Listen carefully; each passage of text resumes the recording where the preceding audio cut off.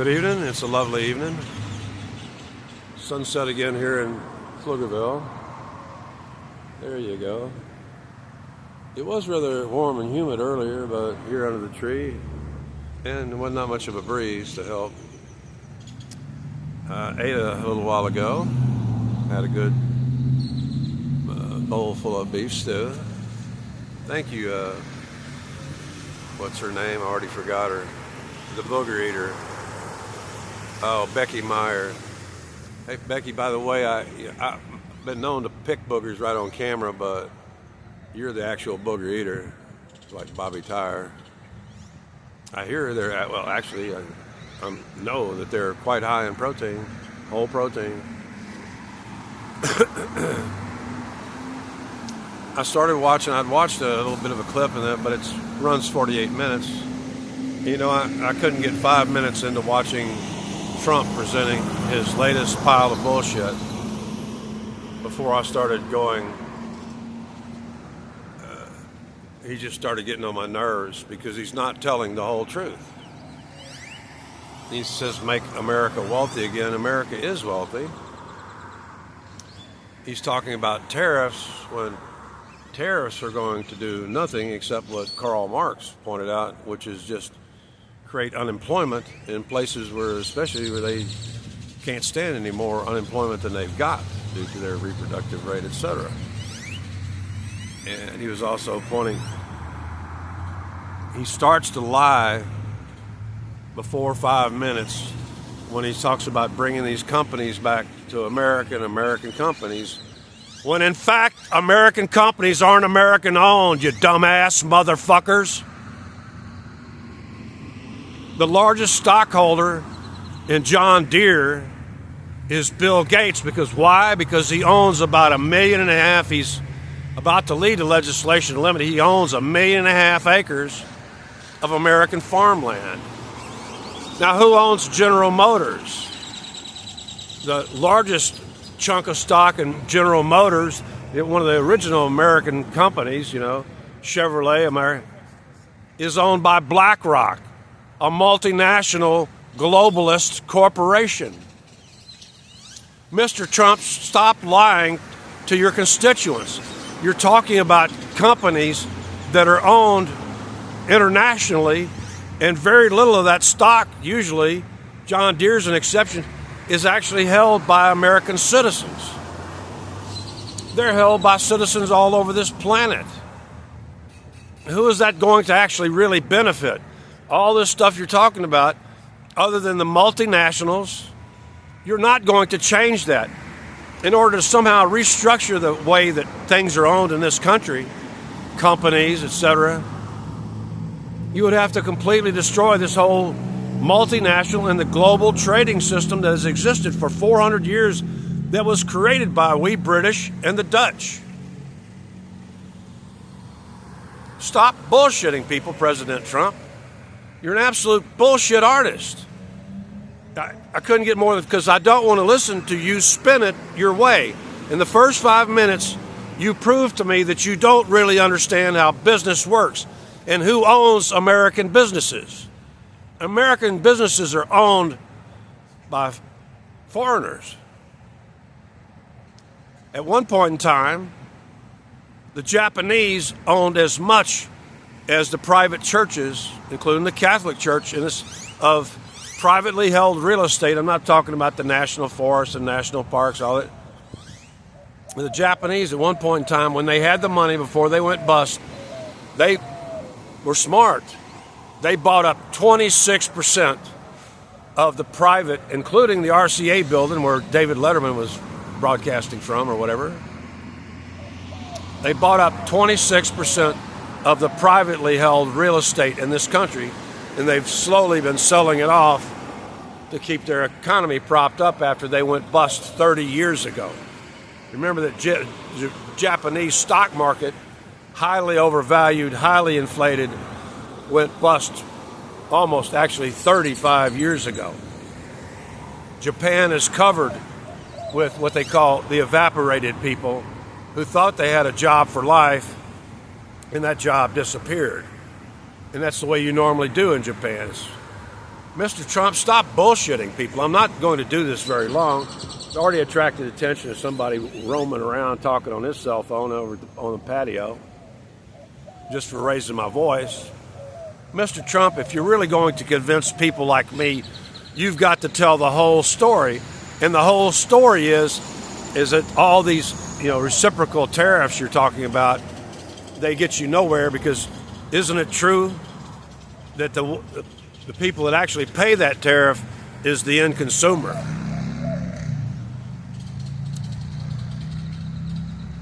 It was previous politicians that opened this country up to our enemies, the Chinese communists.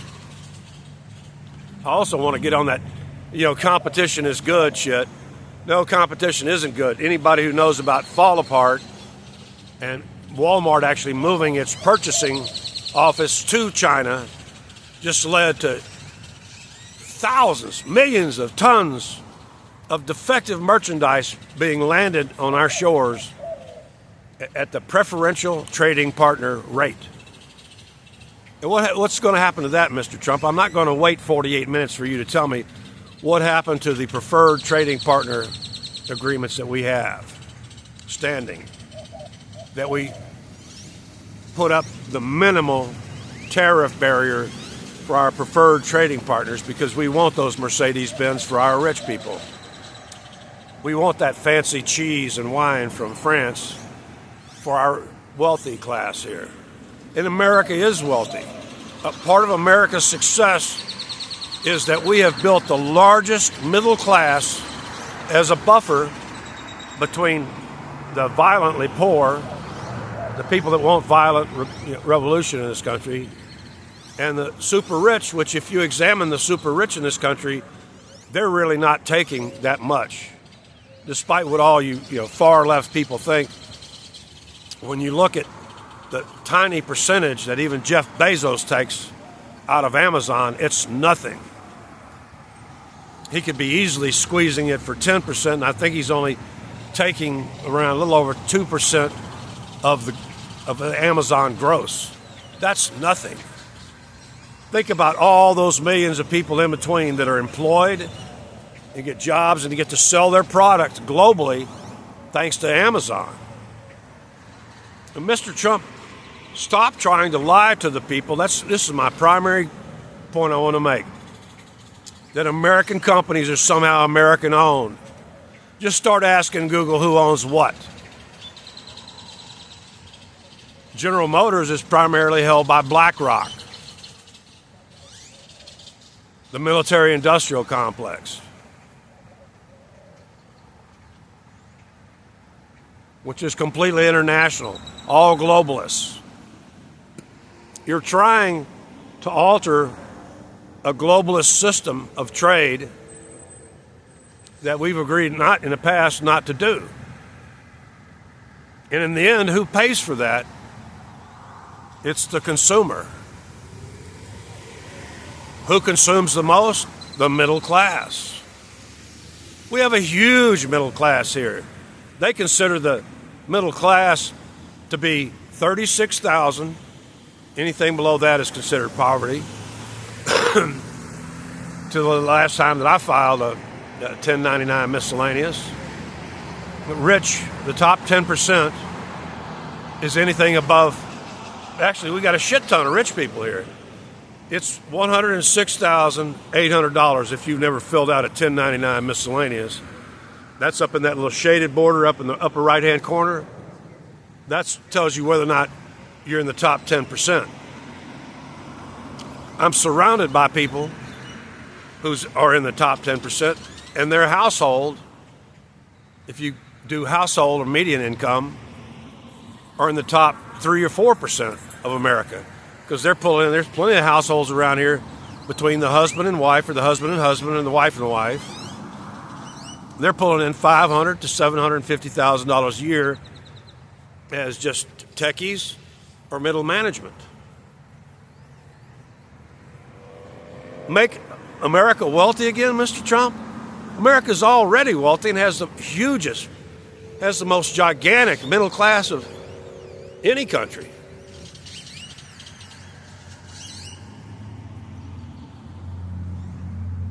I ain't buying your shit, Trump.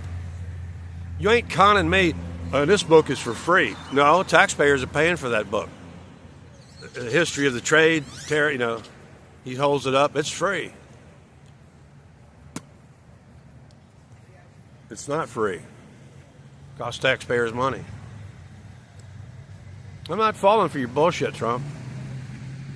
Because the number one thing is you didn't really explain, I'm going to finish right here at 11 minutes or so, is that American companies, by the large part, almost all of them, operate off of capital that comes from international sources. Their ownership is actually international and globalist. And the global trade must continue because we don't have the production capacity here, and we're not going to have the production capacity that you're dreaming of, Mr. Trump, of bringing all these factories and all that pollution back to this country and shit. All that stuff isn't going to happen overnight. It isn't going to happen in 4 years. It isn't going to happen if J.D. Vance gets 8 years.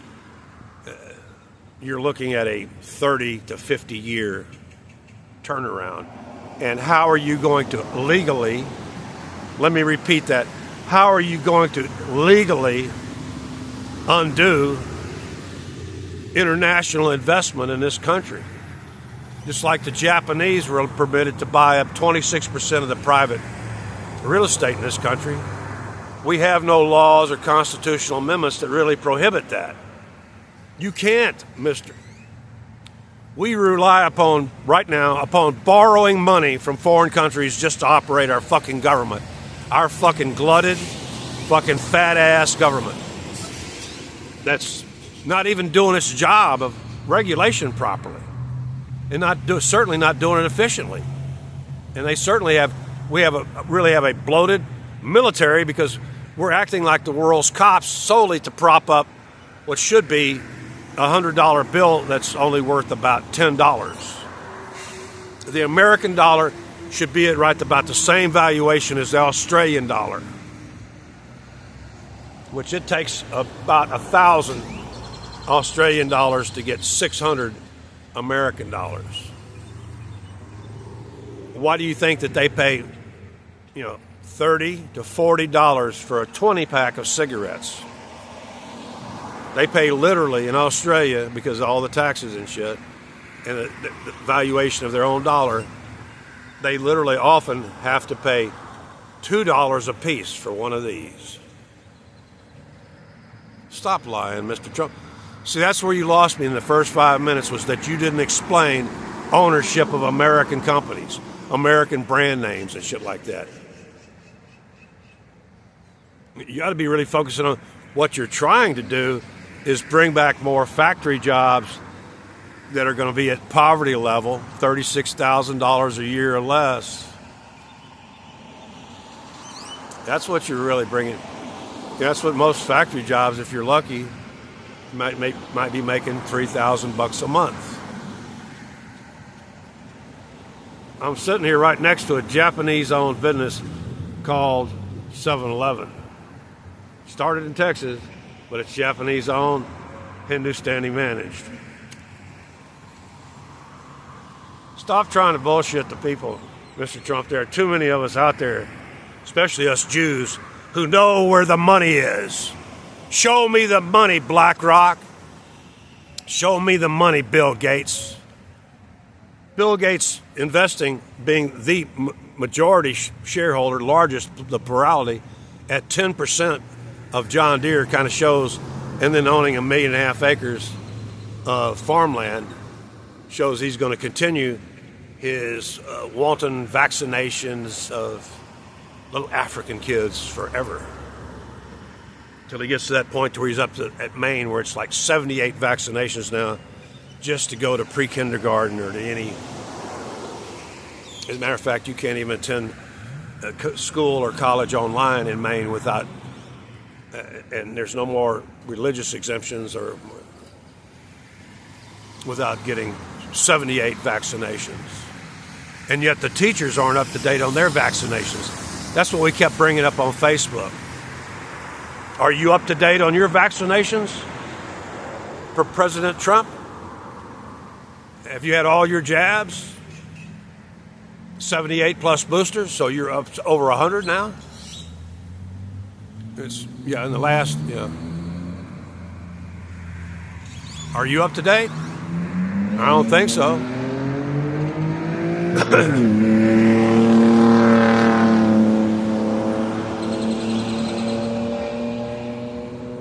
Donald J. Trump lost me right there when he didn't explain to the viewers in the first 5 minutes that American companies are rarely American owned.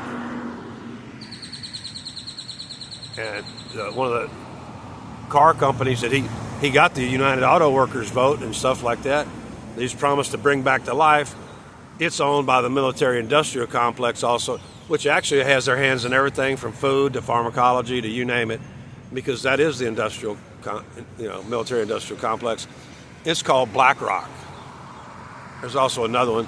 And BlackRock, even within this country, especially within this country, does circular investment.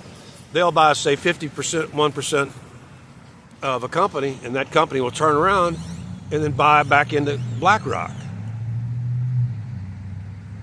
You know, to a Jew, it don't smell right. It stinks. Just like that mouse I found a while ago. Purely, this Jew nose is so sensitive now, that mouse had only had a chance to urinate once in that spot. And the minute I grabbed that plastic bag, I could smell it. And I could smell the same thing coming out your fucking mouth, Trump. You're not telling the whole story, not right off the bat. You're trying to fucking baffle the population with bullshit. I'm not going to watch that 48 minutes. I'll let my viewers, you watch it, and you tell me exact time stamp in there where he explains that American companies, American brand names, are all internationally owned, and often traced back to BlackRock or the Chinese.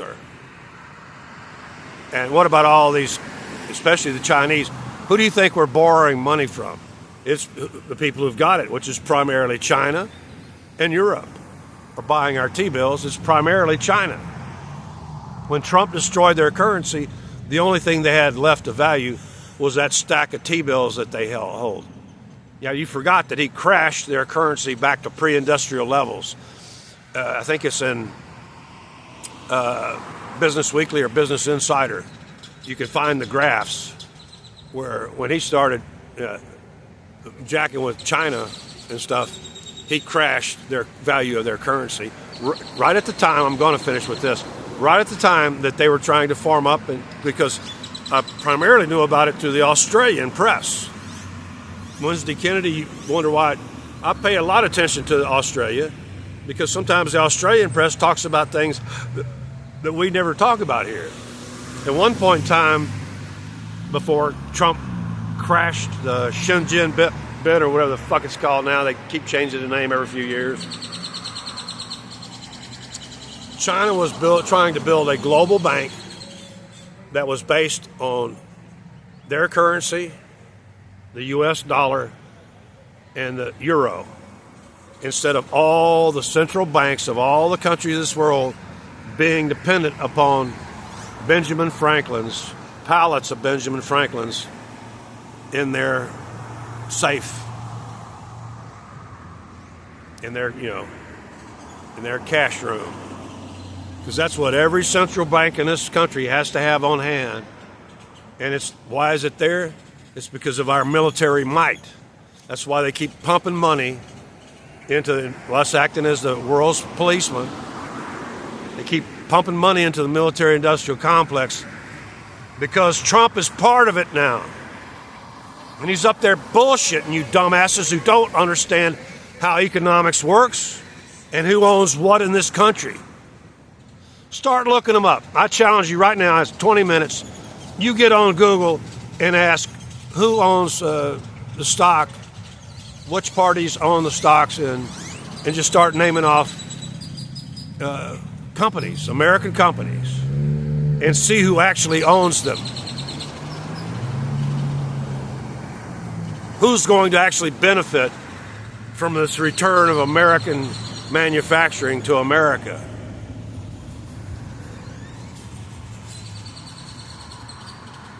Donald J. Trump, every time that you underestimate my Jew-boy intelligence, you piss me the fuck off.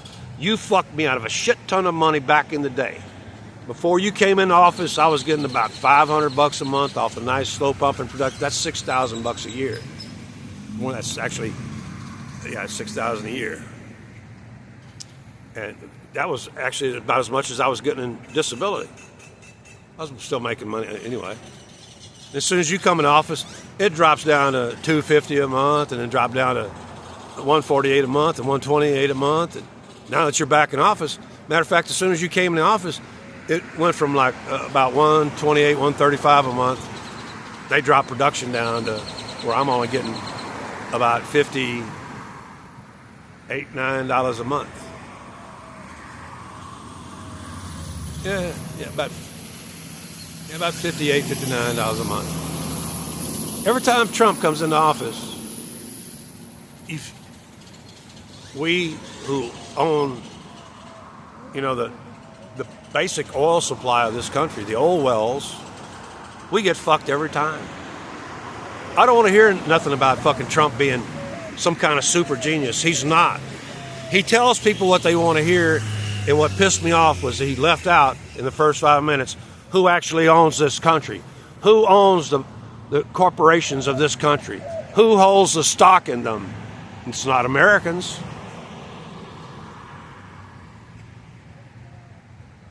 You're a fucking idiot if you believe everything that Trump just said, especially in the first 5 minutes. Trillions and trillions of dollars are going to flow in. No, they're not. No. Not even while he's in office for 4 years. It's not going to be trillions. You might see a few hundred million, but you're not going to see trillions. You're exaggerating again, Donnie. And stop lying to the American people. Americans don't own American corporations. Simple as that. You lied several times. In the first 5 minutes, Trump told at least 5 major lies. And if you didn't catch them, that means you're not as smart as me. Maybe you shouldn't be voting.